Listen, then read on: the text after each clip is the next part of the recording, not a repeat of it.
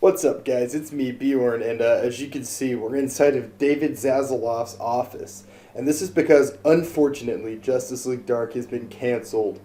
We wrote the second movie, we filmed it, and, Warner Brothers needed a tax exemption, and Zaslav was a little worried that the movie might succeed if released, so that would be too embarrassing for him and the company at large. So, unfortunately, the script has been permanently shelved, and we're never going to see it, alright? So that's the end of the video. Like and subscribe, and if you're David Zaslav, you should stop watching at this point, because there's nothing else to see, man. We're not going to leak the script or something. That would be crazy. That'd be crazy. Alright, guys, I think he's gone. Alright, I've been Bjorn, and we're actually going to do the script. Fuck that Dave guy.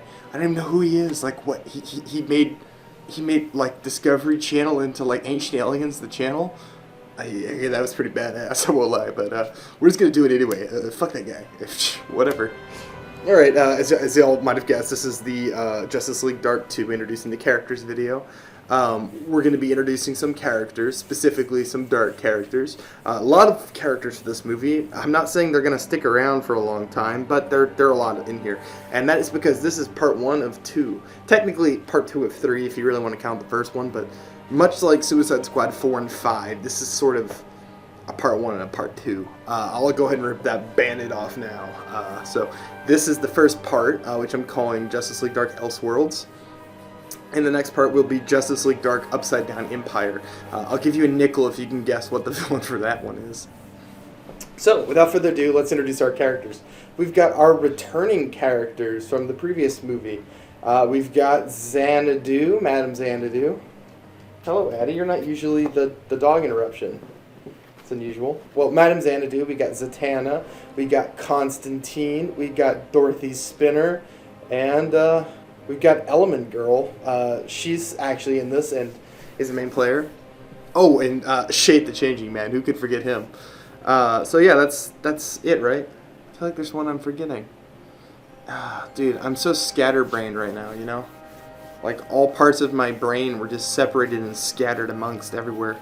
Oh well, I don't think that's going to come up again. Let's talk about the rest of the new characters we're introducing.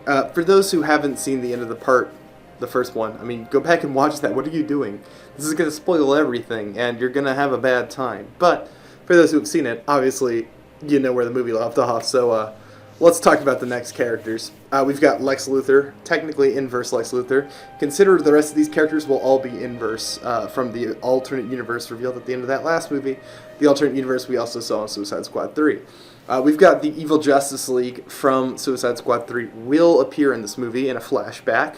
So that's all of those characters. In addition, we will be seeing Supergirl, Aquaman, Jon Stewart Green Lantern, Evil Inverse Zatanna, and Black Canary. There might be some others too. Oh, Cyborg as well. I almost forgot Cyborg. Poor forgettable guy, always getting cut. There might be others as well, so you can, look forward to that, I guess. And we've got our Inverse Legion of Evil, who are technically the Justice League for this universe, I guess. Inverse Flatline, Inverse Chemo. As I said, Inverse Lex Luthor. Inverse Golden Glider and Inverse Mirror Master. Those are more obscure characters. Inverse Metallo. And, last but certainly not least, Inverse John Constantine. So these are very interesting. What will I be doing with that? That's it. Those are the new characters I'm introducing. Oh wait, I forgot about the whole other plots that are in this movie. Boy, this one sure is jam-packed. Is it going to be a clusterfuck? Probably. What else do we got? Well, we've got Detective Chimp. We've got Mansur Malaha? I'm not sure how you say this. And The Brain. That's it for our heroic or good characters. Of course, there might be some more that appear later in the scripts that I'm not going to talk about here. Who could say? I can't. Alright, so let's talk about our villains. And this is where I have a lot to say, actually. Since I'm leaving a lot of the hero characters vague, because I don't want to spoil too much. I already talked about the evil Justice League, and they're going to be exactly what they're billed as. They're the evil Justice League. I'll be characterizing a couple of them very specifically, mostly Supergirl, who will actually be sort of the main antagonist for a lot of this movie. That might surprise some of y'all. It seems odd choice. I think it'll make more sense when you see the movie relative to the rest of the characters. Also, Black Canary will be fairly important to the script. The other characters will get their moments. They're antagonist characters in the Bjorn script. I think you can kind of guess where that's going. Now let's talk about the big baddie for the two-parter. I think we all know, based on how I ended the last movie, it's Upside Down Man. Now, Upside Down Man is an interesting character who I will be changing entirely from the ground up. He will not be the same as he is in the comic books. Obviously, I've already changed him. His whole thing with sort of the imaginary friends thing is an entirely unique Bjorn creation. Now, I kind of combine that with the actual mythos he has in the comic books. So you can expect some interesting tweaks to what is in the comic books with a little Bjorn twist. I like to do these sorts of things, much like I did with Nightshade, where I heavily changed that character, and I think that wound up working for that particular script. So how am I changing Upside Down Man? Well, I'm trying something here. We'll see if this works or not. I'm not sure it will. I like to be honest when I write these things. I often use these as little experiments. Forever, I've kind of had this idea in my head that I've never really found a place for. Like, what would happen if an elder god, like an elder god of horrible ancient power, was like a bratty 12-year-old? And, you know, he throws temper tantrums, and unfortunately his temper tantrums can undo reality. And he has a very active imagination, and unfortunately that active imagination creates unspeakable horrors beyond your comprehension. I think there's something really interesting there, and a sort of dynamic, like, how do you reason with a little temper tantrum 12-year-old? Like, how do you even begin to reckon with something like that, especially when it's something as horrible and as powerful as Upside Down Man? This is a huge departure from the comic books, I will admit. But the more I played with it and like wrote sample dialogue, the more I tried, you know, moving that stuff around and just playing with it. It works. It really works. So Upside Down Man is not what you were probably expecting.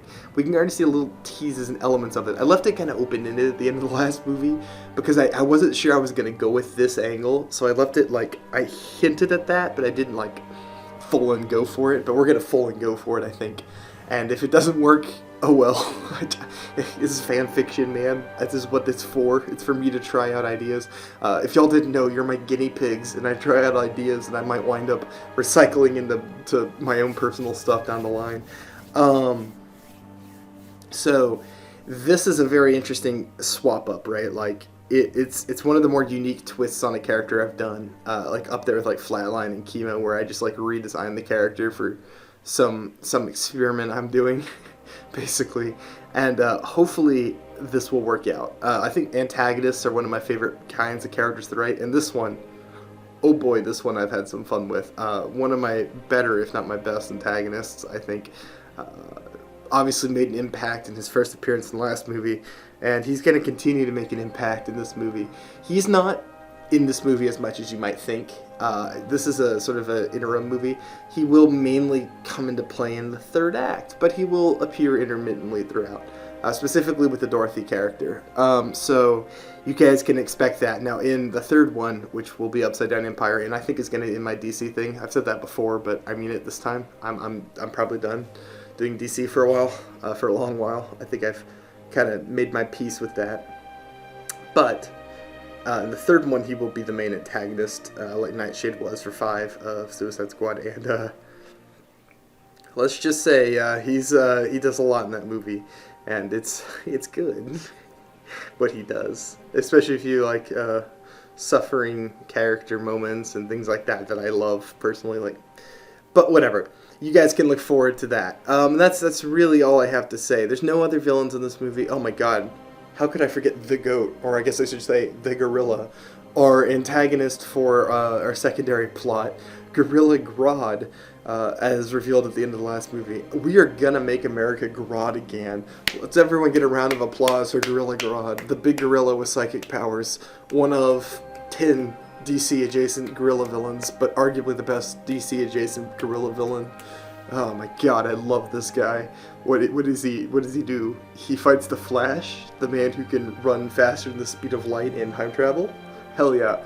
What's a gorilla gonna do? Everything, dude. He's gonna gorilla all over him. So y'all can look forward to seeing Gorilla Grodd in this script. He actually gets a fair bit of screen time and has one of my favorite moments in the script. So yeah, that's it. If you enjoyed this, like and subscribe. I'll have the first part of this. Probably gonna be a bit. I'm going to do the last part of Horrors, the Harry Potter series, and the final episode of Thunderbolts, and then I'll do the first act of this. Both those are basically done. I just have to find time to record and edit them, so those will be sooner rather than later.